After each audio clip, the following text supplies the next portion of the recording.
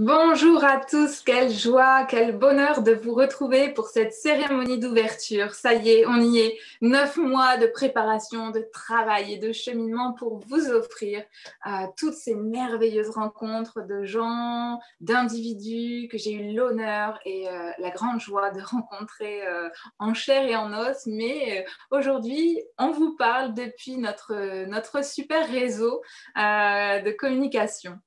Donc aujourd'hui, c'est donc la cérémonie d'ouverture et on aura quelques jolies rencontres, dont Léo Landon, qui est le Bonjour directeur de Cécile. l'association Jibuana. Bonjour Léo, comment vas-tu? Très bien, je te remercie et je me sens surtout honoré de pouvoir participer au sommet Orenda et de faire partie de cette famille, de cette tribu et de pouvoir partager avec vous toutes et tous. Merci.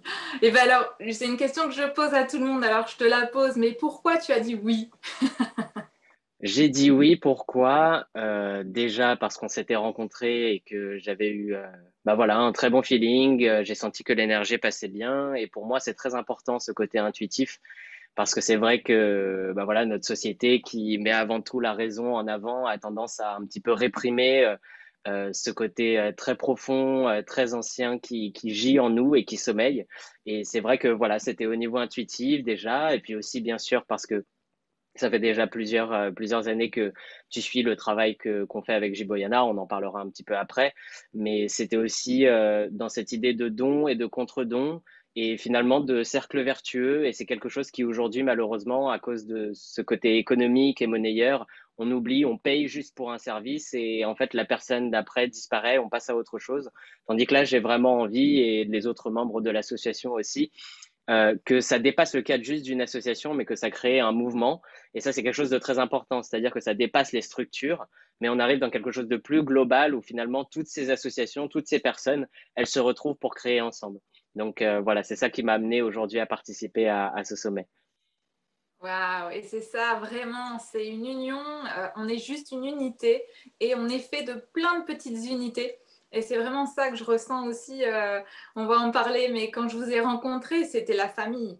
Et c'est ça la Merci. tribu Orenda, la tribu de la vie, c'est la famille, quoi. Euh, et donc, juste une petite question comme ça, Léo, qui es-tu? Dis-moi. Alors, qui je suis? Je vais essayer de te le faire en quelques mots parce que de toute façon, pour chaque Vas-y. personne, c'est infini et c'est très vaste. Donc, c'est difficile de voilà, tout compresser vraiment sans en donner en tout cas un aperçu de profondeur. Mais en gros, moi, je viens du Vietnam. J'ai été adopté quand j'étais bébé par des parents français. Et du coup, cette séparation originelle a déterminé énormément de choses dans ma vie sans que j'en prenne conscience tout de suite, parce que c'est vrai que quand on est enfant puis adolescent, on comprend pas grand-chose à ce qui nous arrive. Déjà, même quand on a une famille, disons, entre guillemets, normale, alors quand on n'a pas deux mais quatre parents, c'est encore plus intense, si vous voulez, au niveau de ce côté inconnu. Et pendant longtemps, du coup, ce déracinement a causé en moi, je pense, beaucoup de solitude, beaucoup d'incompréhension. Et ça m'a mené à avoir des comportements souvent autodestructeurs et des mécanismes en fait qui s'étaient intégrés dans mon quotidien et que j'arrivais pas à voir de loin avec suffisamment de recul et me rendre compte qu'en fait bah, juste je me détruisais et ça faisait que souvent les personnes qui étaient autour de moi euh, bah, elles en subissaient aussi les conséquences et du coup ça a fait que bah, pendant, oui, 24, 25 ans de ma vie, j'ai un petit peu, disons, avancé seul. Et c'est lorsque j'ai rencontré, grâce à des gens qui sont devenus des amis, les peuples autochtones et tout ce qui tourne autour de leurs médecines ancestrales, ça m'a permis de me reconnecter à mes propres racines. Et lorsque je suis allé en Amazonie, aller aux racines de la terre, bah forcément, ça a fait ressurgir beaucoup de choses en moi. Et aujourd'hui, si je devais résumer ma vie autour de ces événements clés, c'est que vraiment l'Amazonie, les médecines, les peuples autochtones, qui sont des gardiens et des gardiennes de la Terre, m'ont aidé à moi-même prendre ce rôle de gardien et de gardienne de la Terre que chacun et chacune de nous on a, et que ça m'a révélé moi-même à cet océan infini que j'avais en moi, mais que je rejetais spontanément parce qu'il me faisait peur, alors qu'en fait, il faisait partie de moi. Et aujourd'hui, le jeu, c'est un petit peu comme Rimbaud qui le dit dans les Illuminations, c'est que je est un autre, en fait, et que dans cette solitude, en fait, je ne me nourrissais que de pensées négatives et de choses enfin, dans lesquelles je tournais en rond. Et là, en me connectant à la nature, en me connectant aux autres, en osant m'ouvrir, en osant être vulnérable, en osant montrer mes émotions, tout de suite, il y a l'infini des autres qui s'est présenté à moi. Et à partir de ce moment-là, j'ai compris que le sens de ma vie, c'était de pouvoir soutenir des personnes qui nous soutiennent et de créer ce cercle vertueux dont je parlais au départ. Waouh, c'est magnifique. Merci, merci Merci. Léo pour cette connexion à toi-même et cette connexion au reste du monde. Parce que c'est ça l'essentiel et c'est ce que j'ai retrouvé chez vous. Moi, j'étais un peu plus proche des peuples Kogi, Kagaba de Colombie. Et c'est un peu la même chose. Ils nous appellent les petits frères, les petites sœurs. Ils sont les gardiens, en fait, de la tradition ancestrale, de choses qu'aujourd'hui on ignore tellement. Et waouh, juste, enfin là, rien que d'en parler, ça vibre partout parce que la connexion, elle est tout le temps là. Et ressentir cette respiration et ne pas être que le je suis, hein, comme tu Mhm, disais, être mhm, un je nous-mêmes, tu vois, être mhm. un ensemble, ça fait sens. Et c'est aussi pour ça que je tenais à ce que tu sois présent aujourd'hui, parce que pourquoi j'ai créé ce sommet Orenda. Justement, ce sommet Orenda, c'est pour ensemble, euh, tous différents, avec des âges différents, avec des lieux de vie différents, on puisse ensemble porter cette parole, en fait, dont le nouveau monde a besoin. Mhm. Et ça fait sens pour moi. Et quand je me souviens de la première fois où j'ai vu Djiboana, en tout cas l'association, toi qui le représente, c'était sur des réseaux sociaux et je ne sais pas pourquoi, je me suis dit non, non, mais ils font un truc, ils organisent quelque chose, il faut que je me connecte à ça. Donc, avec le numérique, je me suis connectée. Alors, c'était pas du tout trop mon truc, mais je l'ai fait. Et ça a été le démarrage d'un chemin numérique, hein. Il faut Et commencer donc quelque là, part. c'est ça. Et je t'envoie un petit message. Et là, Léo me dit, oui, bienvenue, soit toi bienvenue, quoi. Et je me dis, OK, là, encore une fois, je sens qu'il y a quelque chose. Et puis, à ce moment-là, l'entreprise Orenda prend vraiment la forme qu'elle a aujourd'hui. Euh, donc, c'est l'entreprise que j'ai créée suite à de nombreuses années d'expérience. Et là, je me suis dit, bon, allez, je me lance. Moi aussi, je prends ma place. Moi aussi, comme les peuples premiers qui vont sortir de leur forêt, qui vont sortir de leur montagne, moi aussi, je vais oser. Moi aussi, je vais me mettre sur les réseaux, même si c'est quelque chose que j'apprivoise encore. Mais je me dis, non, non, mais peu importe l'image, peu importe. Voilà, l'important, c'est d'être en action vers ce nouveau monde ensemble. Donc, c'est pour ça que ce sommet est là. Et c'est aussi grâce à Djiboana que l'entreprise Orenda a trouvé un sens. C'est pas un sens juste pour le moi, juste pour la petite entreprise. C'est plus grand que ça. Et donc, mon propos, c'était OK.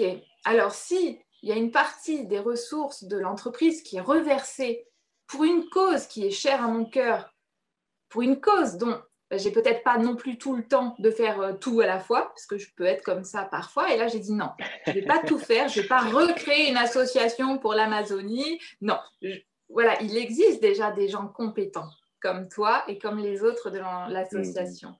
Et là, je me dis, mais oui, mais c'est ça. Et tout faisait sens vu que je venais de vous rencontrer, etc. Et là, pouf, vous vous organisez un événement à Paris. Ok, j'y vais. Et là, voilà, encore une fois, je me retrouve au cœur de la famille. Il y avait toutes les associations représentantes qui étaient là. Il y avait Taline. Il y a Taline qui est là ce soir aussi dans la cérémonie d'ouverture. Et j'ai rencontré que des frères et que des sœurs. Et ça, c'est un grand merci. Ouais. Ho, ho, comme on dit. Donc voilà, merci aussi de permettre à Orenda de trouver un sens à toute cette structure, avec tous ces cadres et tout ce qui peut exister.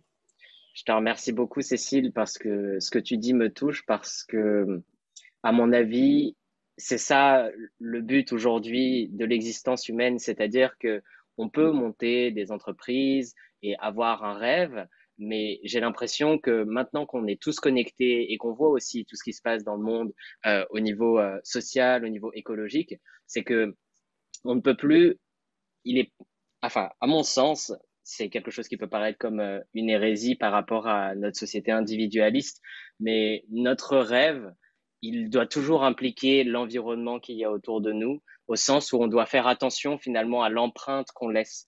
C'est-à-dire que on peut avoir un rêve personnel, mais j'ai l'impression que ce rêve, il ne prend vraiment toute sa dimension et tout son sens que s'il permet de soutenir des personnes qui sont autour de nous, que s'il permet de sortir de cette idée un peu égotique du je vais me former, je vais avoir beaucoup d'argent, je vais avoir ma maison, ma voiture, et ça c'est un schéma qui aujourd'hui doit éclater, il doit disparaître parce qu'on voit où ça nous a mené. Et donc ce que tu dis là dans cette ouverture, c'est une leçon et c'est un enseignement pour chacune et chacun de nous. C'est-à-dire que moi je ne me vois plus euh, soit travailler dans une entreprise ou monter mon entreprise s'il n'y a pas d'une manière ou d'une autre une rétribution à la terre. En fait, au-delà des personnes, c'est à la terre. Pour tout ce qu'elle nous donne, Exactement. pour tout ce qu'elle nous permet de vivre aujourd'hui et avec tellement de gratitude.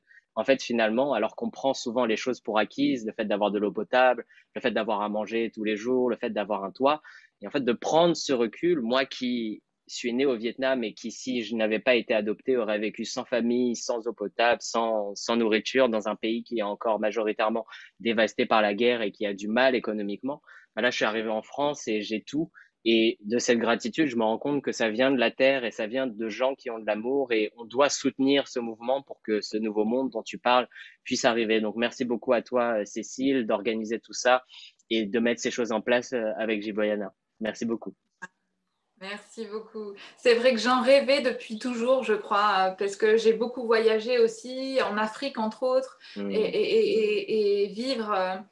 Pour moi, c'était pas intéressant d'aller dans les hôtels ou quoi, donc j'ai toujours vécu mm. chez les habitants depuis des années. Et aujourd'hui, je sens qu'il y a cette ouverture, ce nouveau monde qui se met en place et nos paroles qui sont entendues. Donc merci à Djibouana et Anna aussi d'exister. Et d'ailleurs, par rapport à notre entretien, est-ce que tu peux nous parler un peu de l'association Djibouana? Bien sûr, merci à toi, Cécile, pour ouvrir cet espace. Alors, l'association Jiboyana, en quelques mots, nous, on travaille avec les peuples autochtones pour la préservation de la nature et des traditions ancestrales. Pourquoi de la nature et des traditions ancestrales? Parce que les deux sont intimement liés. C'est-à-dire que lorsqu'une langue autochtone ou lorsqu'un peuple autochtone, lorsqu'une culture autochtone disparaît, c'est toute cette partie de la forêt qu'elle protégeait qui disparaît aussi, parce que du coup, c'est ouvert aux appétits économiques, les gigantesques fermes de bétail, les monocultures de soja, les projets miniers et pétrolifères, et que du coup, c'est là qu'on se rend compte, bon, dans un écosystème aussi important, capital que l'Amazonie, même s'il y en a beaucoup d'autres, les grandes forêts d'Australie, les steppes et les forêts en Russie, en Mongolie, il y a aussi les forêts tropicales en Asie, le bassin forestier du Congo. Peu importe en fait que ce soit l'Amazonie ou un autre écosystème, les peuples autochtones qui y vivent depuis des centaines, des milliers d'années sont ceux qui les préservent et qui les protègent. Pourquoi? Parce que des statistiques de l'ONU, des études anthropologiques, des études scientifiques ont montré que les territoires où habitent et vivent et prospèrent les peuples autochtones sont ceux les plus préservés de la déforestation, des incendies, de l'orpaillage illégal, des projets miniers et pétrolifères, et que vivre sur ces territoires pour ces peuples autochtones, c'est préserver 80% de la biodiversité mondiale. Donc, déjà, rien que ces chiffres, ils sont vertigineux. Pourquoi? Parce qu'ils remettent en cause, mais complètement, notre vision de l'humain et de la nature.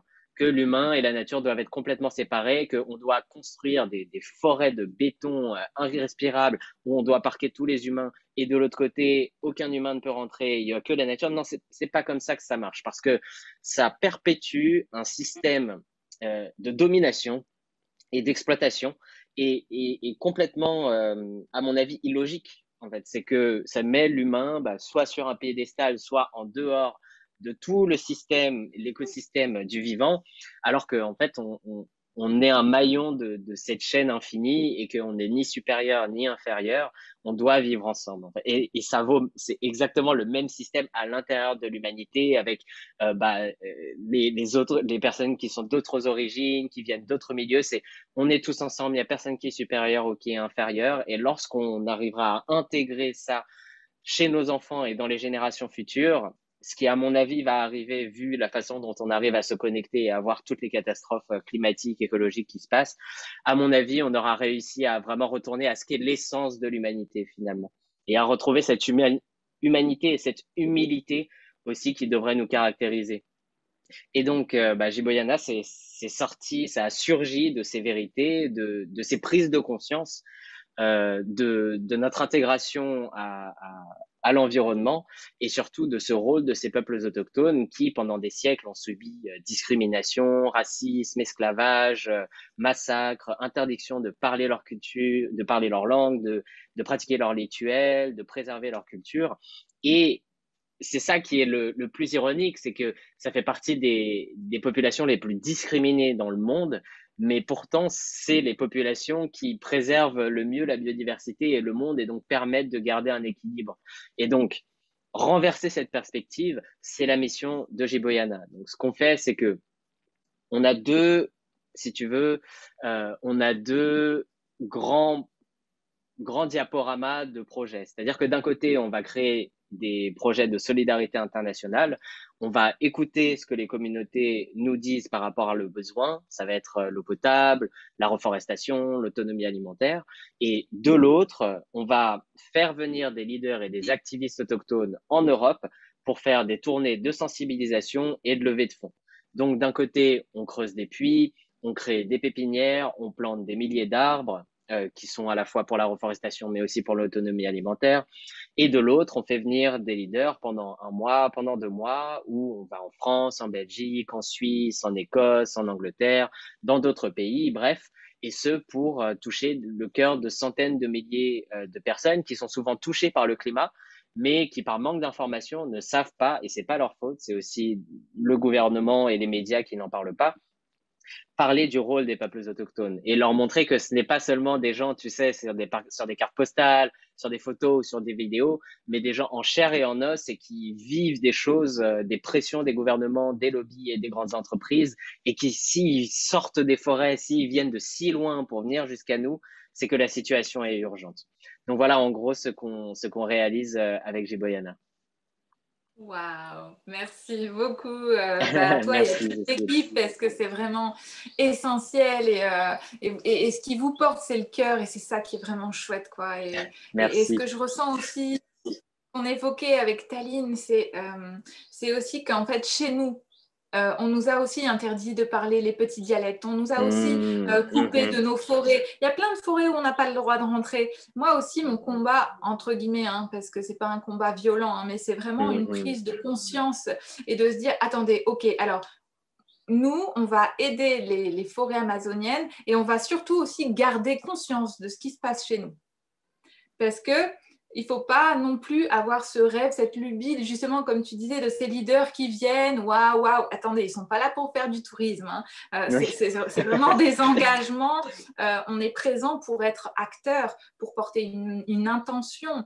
Tout ce qui est fait n'est pas juste là en perte de temps, en fait. C'est une énergie qu'on vient amener. Et comme nous, en tout cas nous qui nous côtoyons, quand on va en Amazonie, c'est pour amener quelque chose. Hein. Il y a un film qui s'appelle Instinct, alors l'instinct, avec Anthony Hopkins, où justement il y a vraiment ce travail d'un anthropologue qui va avec le cœur rencontrer les gorilles dans les forêts et qui rencontre autre chose en plus et qui va complètement déstabiliser sa vie. Alors, je vous recommande vraiment ce film parce qu'il fait sens par rapport à tout ce que tu viens de dire, Léo, et par rapport à cette conscience de la nature. Et j'ai presque envie de dire, ramenons la nature dans nos villes. On en a tous besoin.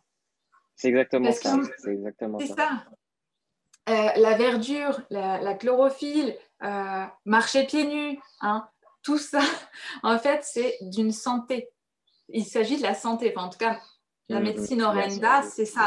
C'est vraiment se reconnecter avec son corps, son cœur, son esprit et les règnes minéral, animal et végétal dans cette médecine traditionnelle et, et j'allais dire matérielle, mais de la matière invisible et visible et pas Mm. de la consommation de petits bonbons qu'on va chercher, par exemple. Je vais un peu loin, hein, mais c'est ça. Notre santé, c'est aussi notre jardin.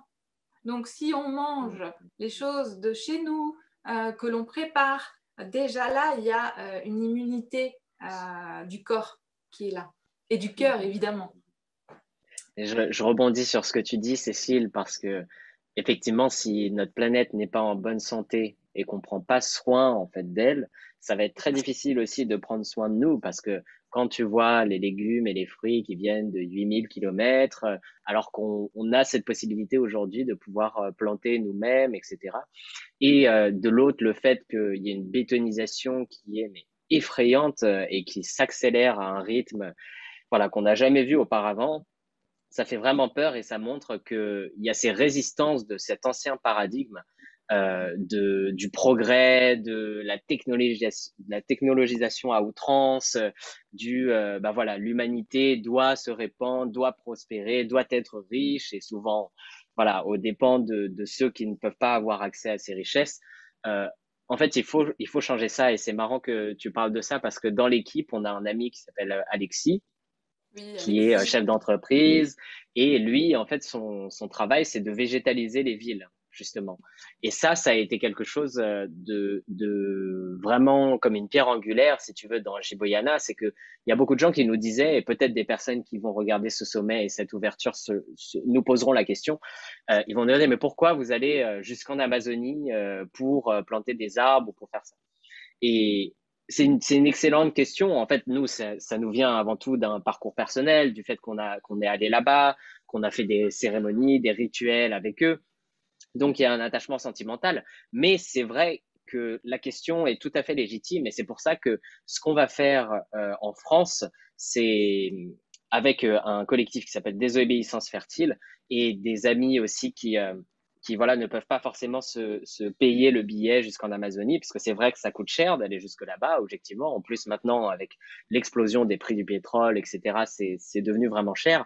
Mais toujours est-il que l'idée est de pouvoir créer un programme de reforestation qui est connecté à notre programme de reforestation en Amazonie, mais de le faire en France. C'est-à-dire de rassembler des bénévoles qui ne peuvent pas aller en Amazonie, mais de les faire venir en France et de pouvoir replanter avec eux, de pouvoir apprendre la permaculture, de pouvoir apprendre comment planter chez soi, de créer des ateliers et donc de relier l'Amazonie, le Brésil, l'Europe, la France, enfin l'Europe et l'Amazonie, etc., pour pouvoir faire en sorte que ce réseau, en fait, c'est de montrer que Jiboyana, ça ne se limite pas à l'Amazonie, en fait. C'est beaucoup plus grand. C'est pas une association, c'est un mouvement, en fait. C'est de transformer les mentalités, de changer les habitudes et de pouvoir faire en sorte que, en fait, l'Amazonie, c'est certes très important à protéger, mais il faut protéger les forêts partout en France, en Europe, en Asie, en Afrique, en Australie, partout, partout aux États-Unis aussi, parce que la nature a été extrêmement endommagée partout dans le monde. Et aujourd'hui, de créer ce programme de reforestation aussi en France avec d'autres collectifs, sans doute avec Orenda et avec Désobéissance fertile et d'autres collectifs, l'idée c'est de pouvoir réenchanter les forêts qui, chez nous, ont finalement été tellement endommagées qu'on est obligé de chercher de l'exotisme loin. Alors qu'en fait, cette magie, cet enchantement, cet exotisme, il est aussi là chez nous et juste on l'a oublié. Et donc, pourquoi on fait venir des leaders autochtones? Pourquoi on travaille avec les peuples autochtones? C'est parce que leur sagesse ancestrale, qui sont connectés à la nature, de la même manière que nous, nos sagesses ancestrales, on en a été déconnectés. Tu parlais tout à l'heure du fait que, bah, voilà, toute cette culture du droïdisme et des communautés locales, bah, ont été complètement réprimées. Et donc, ces savoirs, ces langues se sont perdus. Et donc, c'est de pouvoir se réenchanter et reconnecter à nos propres racines, en fait, finalement. Et donc, c'est pour ça qu'on travaille avec eux, c'est que eux, comme ils sont très connectés à leurs racines et à leur sagesse ancestrale, bah, ils nous ouvrent un chemin, non pas pour imiter ou pour copier leur culture, pas du tout, mais pour nous reconnecter à nos propres racines. Et ça, c'est une gratitude, c'est une ouverture, c'est une chance qui est immense. Et je suis très heureux avec Giboyana et tous les membres qui nous aident, tous les bénévoles, de pouvoir ouvrir cet espace pour que nous toutes et tous, on puisse se reconnecter. Parce que c'est peut-être un adage qu'on a énormément entendu, mais pour en avoir fait l'expérience, je sais qu'il est vrai, c'est que si on ne se plonge pas dans ses origines, de là d'où on vient, il est parfois vraiment difficile de savoir où on va. Et ça peut paraître bateau et quelque chose qu'on trouve dans les fortune cookies ou etc. Mais il y a quelque chose de très profond derrière ces mots si simples. Et je peux vous le dire, pour moi venir du Vietnam et que c'est quelque chose qui m'est complètement inconnu, mais plus je m'y reconnecte et plus je sais où je vais et plus les choses sont claires, que voilà, c'est une expérience qui peut-être ne vaudra pas pour tout le monde, mais j'ai l'impression qu'elle pourra peut-être aider des personnes qui ont du mal à savoir quel est leur chemin de vie, à peut-être, au lieu de chercher vers l'extérieur, de se replonger à l'intérieur pour ensuite, voilà, repartir vers l'extérieur avec toute cette lumière et avec toute cette bienveillance. Bravo. Je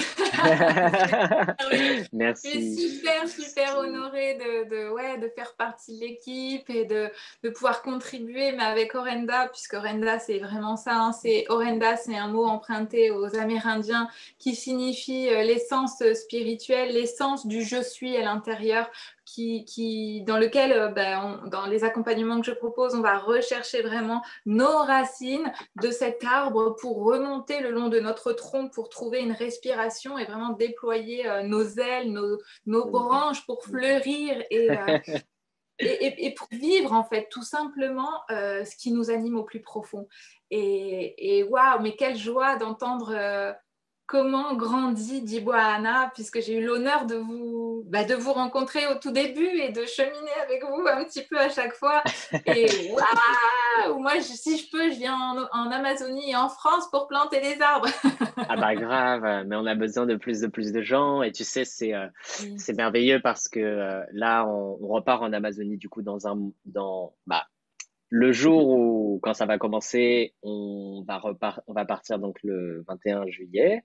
Et c'est C'est merveilleux ça. parce que on va construire des puits et des pépinières chez les Uniqueen et les Shenenawas. On fait venir des bénévoles là-bas et un jour tu viendras avec nous, c'est sûr. Et Et oui, ensuite, c'est un sûr. mois après être revenu fin août, on va accueillir 6 leaders et activistes autochtones pour une tournée à travers la France et la Belgique.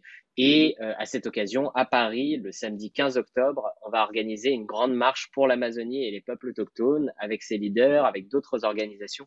Et peut-être que il y aura la présence du cacique Raoni, parce que on a envoyé au Kayapo, à travers Gert, qui est le président de Planète Amazon, qui est un très bon ami, une vidéo dans laquelle on expliquait tout ce qu'on faisait avec Giboyana, la reforestation, l'eau potable, l'autonomie alimentaire, l'avenue des leaders en octobre, et on lui parlait de la marche, justement. Et il a 94 ans maintenant, il a fait énormément de tournées, et il est dans la forêt en ce moment même, et il a dit, ah mais c'est génial, il faut que je vienne pour faire cette tournée et pour participer à cette marche. Donc, pour l'instant, on n'a pas encore la certitude qu'il soit là, mais en tout cas, on a son soutien et ça va être un moment très important. Pourquoi? Parce que entre le 2 et le 30 septembre, en fait, ça va être le moment des élections brésiliennes qui verront peut-être, malheureusement, ça serait le cauchemar, mais le maintien de Jair Bolsonaro au pouvoir au Brésil. Et comme ils mettent clairement des politiques anti-autochtones, voire voilà, les autochtones parlent de génocide aussi, donc c'est des choses très graves qui se passent là-bas.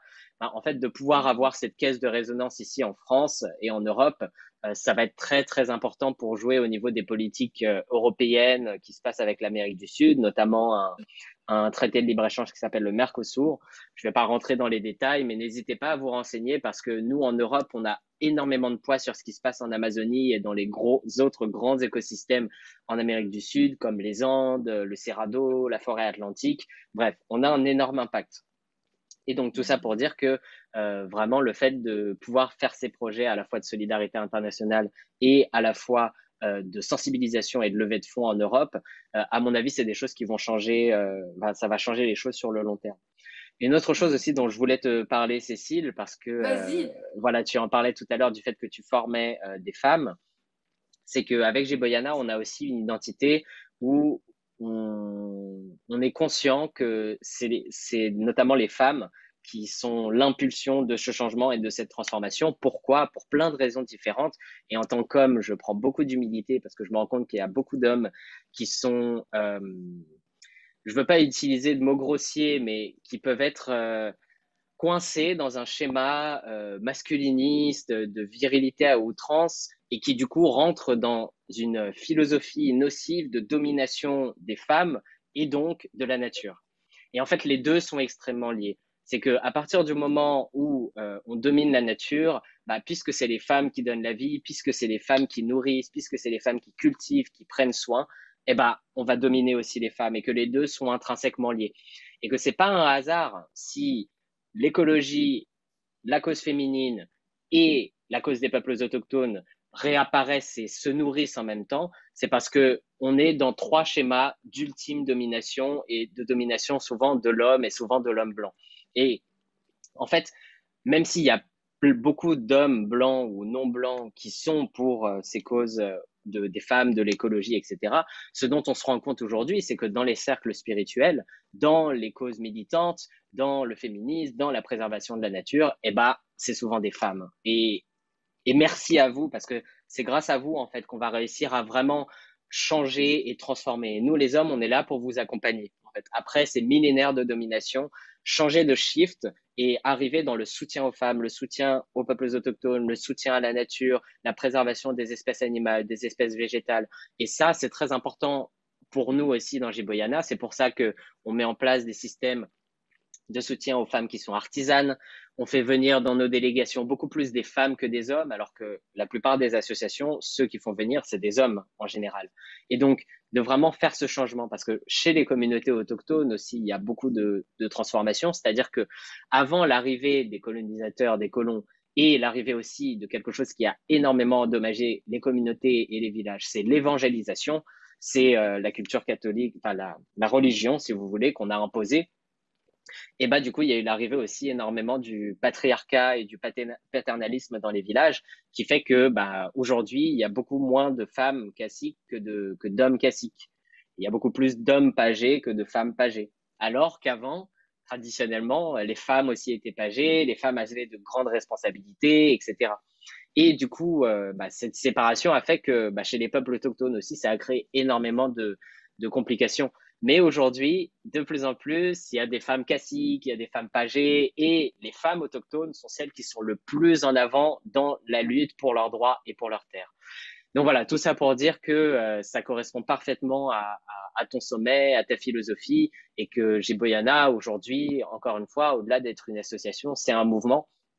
Et ce dont on a envie de partager, c'est voilà, cette réconciliation avec le féminin, cette réconciliation avec le masculin blessé aussi, et cette réconciliation finalement avec la nature et de comprendre que on fait partie d'un tout qui est plus grand que nous et que se battre et respecter ce grand tout, c'est rendre hommage à la terre qui nous a donné naissance. Waouh! Comme on aime l'appeler la terre-mère, le père ciel, nous au C'est milieu, ça. l'enfant, l'humain. Ouais. Et aussi, je te rejoins vraiment dans ce mouvement de médecine en fait et de respiration, parce que la vie, c'est ça, c'est la respiration. Et le masculin a pris une place, le yang, l'action extérieure a pris une grande place, hein, on le voit, tout est à bien habité maintenant dans l'extérieur. Et c'est en ça où on revient vers une introspection, vers un féminin qui est plus à l'intérieur. Et on est dans ces formes d'immunité, du féminin et de voilà, l'écoute de soi, de retrouver son je suis pour pouvoir de l'intérieur réouvrir à un moment vers l'extérieur, mais plus comme c'est aujourd'hui, comme s'il y avait un besoin de rééquilibrage, comme s'il y avait un besoin de ce retour justement à la terre-mère, à la terre nourricière, et se dire, ok, les billets de banque, ça se mange pas, hein.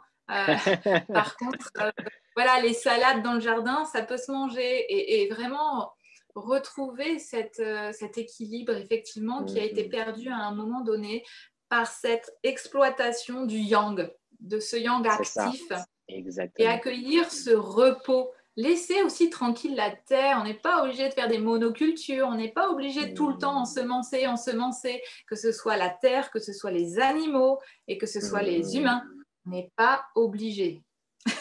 On peut faire les choix et sains, des choix sains et sages. C'est ça, Ouais. exactement. Et tu disais, tu parlais de pagés et de caciques, et donc des tribus Ah oui. Inuit. Mhm. Et est-ce que tu peux nous présenter, ou en tout cas nous parler un peu des tribus différentes et qu'est-ce que pagé, qu'est-ce que cacique pour ceux qui ne connaissent pas? Bien sûr, alors c'est vrai que je les prononce sans, pour moi c'est devenu tellement habituel que du coup j'oublie que parfois des personnes qui n'ont pas eu l'occasion de pouvoir les rencontrer ne connaissent pas ces termes. Donc le cacique, ça va être, si vous voulez, le chef d'un village, et les pagés, ça va être les hommes et les femmes médecines, ceux qu'on appelle improprement aujourd'hui, parce que ça vient de Mongolie, mais les chamans, si vous voulez. Donc les pagés, c'est les chamans d'Amazonie, ou en tout cas du Brésil, parce que pagé, c'est en portugais. Et Comme les les peuples Matou en autochtones, Colombie. oui, c'est ça, voilà, c'est ça, exactement. Ben, chacun a un terme de toute façon par rapport à son histoire, à sa culture, à sa langue. Et les peuples autochtones aujourd'hui au Brésil, ils constituent 1 million de, d'individus avec un peu plus de 450 peuples. Je ne suis pas sûr, c'est des chiffres à vérifier, mais c'est énorme et sur des territoires qui sont mais, immenses, qui font peut-être 10 fois la France. Enfin, c'est vraiment très, très, très grand. Sauf qu'aujourd'hui, ils font face à des menaces qui sont énormes de déforestation, d'incendie, d'invasion sur les territoires, d'assassinats. Et aujourd'hui, leurs terres sont de plus en plus menacées. Et donc, c'est pour ça qu'ils, de plus en plus, ils sortent de la forêt, ils sortent des montagnes pour rencontrer des Occidentaux ou des Brésiliens, des Sud-Américains, des Américains, etc., pour créer des alliances. Et c'est ça aujourd'hui que je trouve beau, c'est que nos ancêtres, donc pas nous, hein, mais nos ancêtres ont colonisé leurs terres, ont réduit en esclavage, les ont massacrés, etc. Et il y a des peuples effectivement qui en gardent encore cette rancœur viscérale et c'est normal parce que il y a encore ce lien avec les ancêtres. Mais aujourd'hui, il y a des peuples comme les Onikwin, comme d'autres peuples autochtones qu'on a rencontrés, qui ont décidé, qui ont fait le choix voilà, pas de pardonner, mais de laisser de côté le passé aujourd'hui parce que l'urgence fait qu'ils ont besoin de ces alliances pour pouvoir lutter contre des machines de guerre que sont le gouvernement brésilien, que sont les lobbies de l'agroalimentaire, qui ont des pouvoirs et des milliards de dollars, c'est exorbitant. Et donc, ils ont besoin de ce soutien. Et aujourd'hui, c'est ça le nouveau monde, c'est le dépassement de nos anciennes querelles, en fait, pour arriver à préserver la Terre, parce que nous, en tant qu'Occidentaux, on prend conscience des dommages qu'on a faits et donc de notre possibilité de changer, de se transformer et d'être au service et à l'honneur de la Terre. Et de l'autre, pour les peuples autochtones, pour dépasser ce qui est arrivé à leurs ancêtres, comprendre aussi que chez les Occidentaux, nous, par exemple, toi et moi, on n'est pas responsables de ça au niveau enfin, de ce qui s'est passé dans les siècles derniers. En revanche, on a une responsabilité aujourd'hui par rapport à ce qui se passe là-bas. Et donc, de travailler avec eux, ça permet de rentrer, là encore, dans cet équilibre. Tu vois, Arnaud Rioux, il parle de l'aigle et du condor. Nous, on parle du yin et du yang, du masculin, du féminin. On parle voilà, de la modernité et des traditions. Et en fait, dans cette jonction, on arrive à l'harmonie et à l'équilibre. Donc voilà, on peut à la fois apprendre d'eux, eux ont aussi à apprendre de nous, et c'est uniquement dans cette communication, dans cette bienveillance et dans cette écoute qu'on va pouvoir faire en sorte qu'on puisse préserver ce qui existe déjà et reforester ce qui a besoin d'être cultivé et de fleurir. Et c'est ça, et ne pas être dans une survie, mais être dans la vie tout simplement. C'est ça. Mhm. Chouette. Eh bien, écoute, j'ai une dernière question. Bien sûr. Alors, quel est ton rêve pour toi et pour le monde? Alors, très bonne question. Moi, j'ai un rêve depuis que je suis enfant, c'est que mon père m'a transmis la culture enfin, l'amour de la culture et des livres.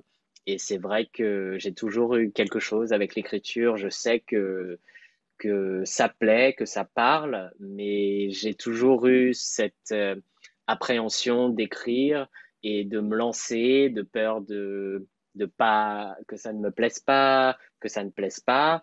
Et en fait, les médecines, les peuples autochtones, l'Amazonie m'aident aussi à plus accepter ce qui est, à ouvrir la sincérité de mon cœur et à ne pas avoir peur du jugement des autres parce que c'est juste fait avec amour et avec un désir de pouvoir soutenir à travers l'écriture. Donc, c'est d'écrire, d'être écrivain. En fait, ça, c'est l'un de mes rêves.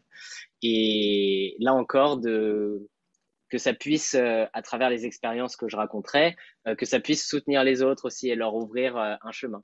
Et puis, le rêve plus collectif, c'est que vraiment Jiboyana devienne ben voilà, un grand mouvement et qui puisse inspirer des gens à faire pareil ou à faire d'autres choses dans d'autres domaines, dans d'autres causes et que ben ça se développe dans tous les pays et que ça puisse vraiment soutenir les peuples autochtones et les gardiens de la terre et que du coup, de plus en plus de personnes comprennent que, en fait, les peuples autochtones, c'est pas eux les gardiens de la terre et pas nous. C'est que tous et toutes, nous pouvons être des gardiens de la terre. Donc voilà. Waouh! Je te souhaite vraiment de réaliser ton Merci, rêve, tes Cécile. rêves, et ouais, que la médecine narrative rentre dans tes cellules et que oui, tous, chacun, chacune puissiez voilà, incorporer à l'intérieur de vous votre propre médecine pour pouvoir Mhm. justement prendre votre place à vous, celle qui est unique et qui est juste pour vous. Et vraiment, comme le petit colibri, comme disait Pierre Rabhi, chacun prend Mhm. sa responsabilité, chacun fait son petit bout de chemin pour qu'ensemble, on soit dans une vie qui soit plus vraie, qui soit plus reliée au vivant, à la matière vivante et qui soit juste l'amour, quoi. Parce qu'il n'y a que ça qui compte, en fait. Merci beaucoup, Cécile, et merci beaucoup à toutes et à tous. Merci. Merci, merci beaucoup à toi, Léo. Ho, ho, comme on dit chez les Ciao, Uniqueen. ciao. Eh bien, on se retrouve bientôt pour d'autres rencontres merveilleuses et je vous remercie d'avoir été présent. À tout bientôt. Au revoir. Au revoir.